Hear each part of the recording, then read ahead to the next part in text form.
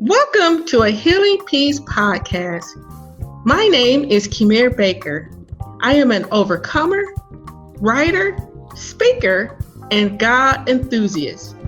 I am fueled by helping women achieve their emotional healing so that they can live the abundant life God has for them. In this podcast series, we provide faith-based inspiration to mend from emotional hurt, along with tools and tips for emotional wellness. In your journey, as you apply these tools and tips, you will begin to live the transformed life that you always desired. In fact, you will possess a new you. Nice to have you back. Before we get started, I want to do a couple of shout outs.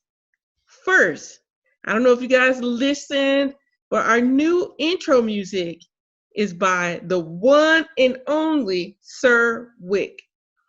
The man is talented, and I love grooving to his beats. In fact, one song he had, I was like, I feel like I'm rapping. I can't keep myself settled. Anyways, you can find out more about his music at sirwickmusic.com. That's SIRWICK music.com. Second, I want to do a shout out to all of our listeners, new and old. For the old, I thank you for growing with us.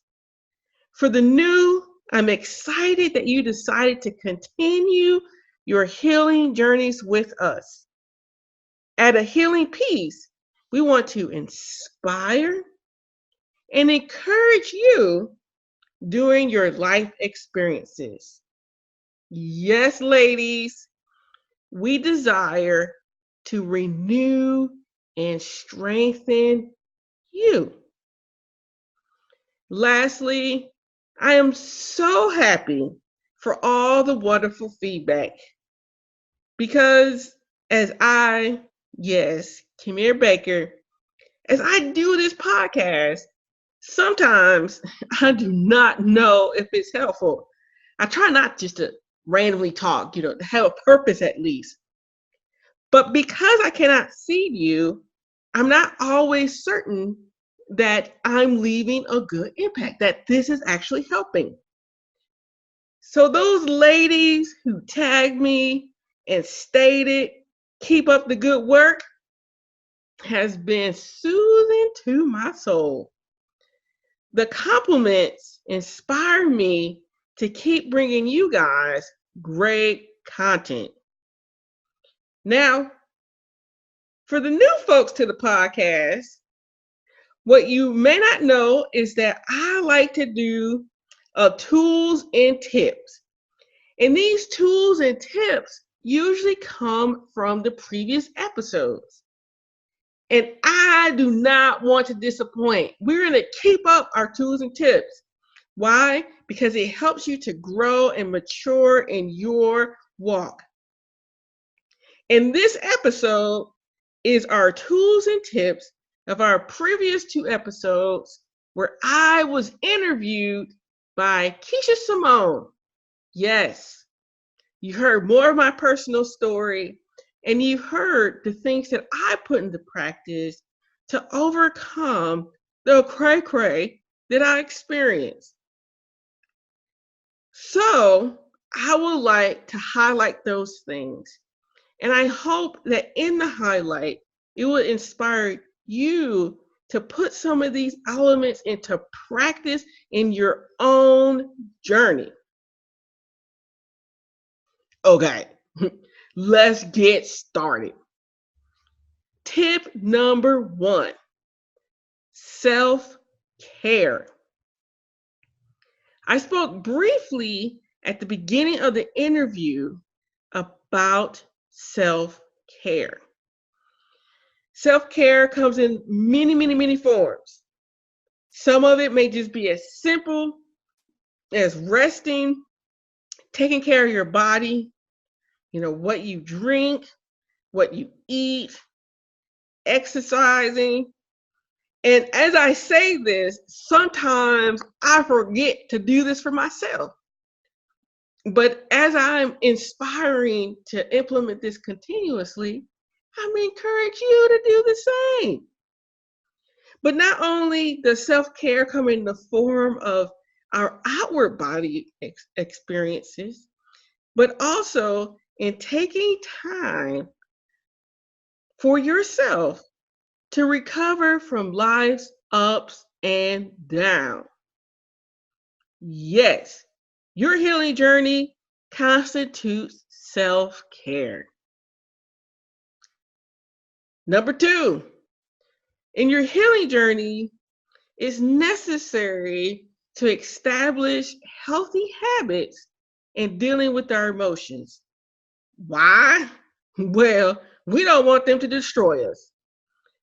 It's so crucial to identify and seek additional support for those emotions that we may tend to stuff. You know, we're not meant to carry these burdens internally.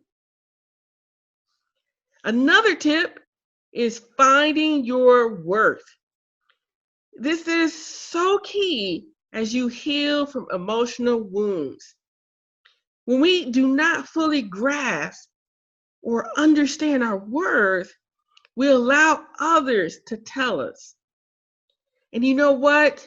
Usually what people think pales in comparison to how God views you and how you were created. Also, when we don't know our worth, man, do we develop some toxic relationships. We end up getting in relationships that tell us what we're worth, and it's usually nowhere near the truth. Because this is a big topic and it impacts so many pieces of our lives, we will continue to talk about this throughout the podcast series. And I'm also kind of excited for things that we have coming up that really talks about embracing our worth and embracing how God views us and how He created us. Another tip is knowing that God is with us despite our suffering. No matter what life tells us or what other people tell us, we were created in God's image. God is always with us, and He always loves us. This is His message, His basis of the Christian faith, because in His Son is the epitome of love. Our next tip, which we always stress, and you probably like, who's the way in this? Well, we do have interviews, and in the interviews, they too stress this, and that is finding safe people. I know that most of us have experienced some kind of hurt, some kind of wounds from people, but despite those negative experiences, there are still some positive people who can support us as we heal. They provide the human reflection of God's love, mercy, and grace. Yes, ladies, find these safe people. At thehealingpeace.com, we have listed in our resources section, Safe People by Cloud and Townsend. Please go to healingpeace.com and pick up a copy. All right, here's another tip. Journaling. An overcomer's tool is journaling. Journaling helps in so many ways. It allows us to bring clarity to our feelings and emotions. it helps us to articulate what is truly happening in our innermost being. Yes, all of that just from journaling. Okay, I'm still going. There was still good stuff in that interview. And in fact, in the interview, I spoke about my abuser. The interviewee, which is Keisha Simone, uh, she she was, or no, I was the interviewee, correction, and she was the interviewer, and she was surprised that I did not bash or speak harshly about the person. And initially, one may think, "Oh, you're in such denial, and you must agree with what the person did." No, never. I would never say that. Not at once, not at all. So I want to take this moment to clarify my statements. Yes, abuse has long-term problems associated with it. It did for me, and thus we're here talking and growing and maturing together. And if you had similar experiences, I stress, and I mean I stress, that the person's behavior is never acceptable, condonable, or that it was your fault. Never. But what you hear in the interview is that through therapy and healing, I was able to no longer allow trauma to own my life. I exposed it so that I can live. Any abuse or poor treatment does not have the power or the right to tell you or me that I am not worth living or having a good life. So, ladies, the tip is simply expose the pain with the right people. I'm not talking about somebody you just randomly be on in the grocery store, which that did happen to me once. And I was like, whoa, this lady told me just a little bit too much information. And, and sometimes it's not even that best friend, but expose the pain to the people who have the tools to get you to the next level so that you can diminish the power that trauma produces. Yes, trauma should not dictate the rest of your life. Now, I've been talking for a while. If you haven't been paying attention, I've given you 7 tips already.